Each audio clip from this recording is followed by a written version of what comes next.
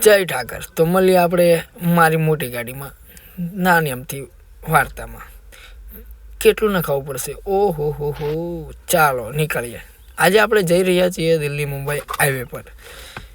રાજ hotel ટ્રાફિકમાં આવ્યા પછી આ રોજનું છે, તો તમે થોડા વહેલા આવજો.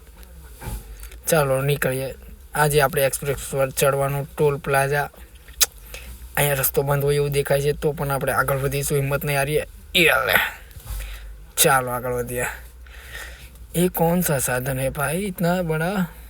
देखते हैं, चलो आगे। फास्टैग में बैलेंस चेक कर लेते हैं थोड़ा। दूसरी लाइन में खड़ा है अभी। यहाँ पे जो रेड लाइट आती है उसमें नहीं जाना है, हमें ग्रीन में जाना है, मतलब લીલા માં જવાનું છે।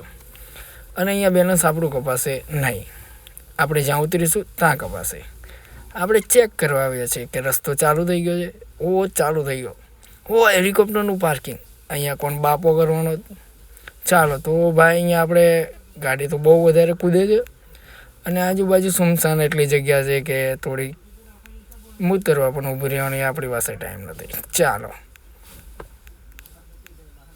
ઓહ તેરી, ભરૂચવાળો બ્રિજ, વાવ!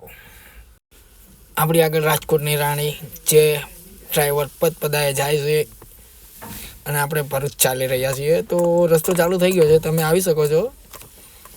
બીજું તો જય ઠાકર મિત્રો, ફરી મળીશું જો આ બ્રિજ પર પાછા આપણે આવીશું તો। ચલો મળીએ।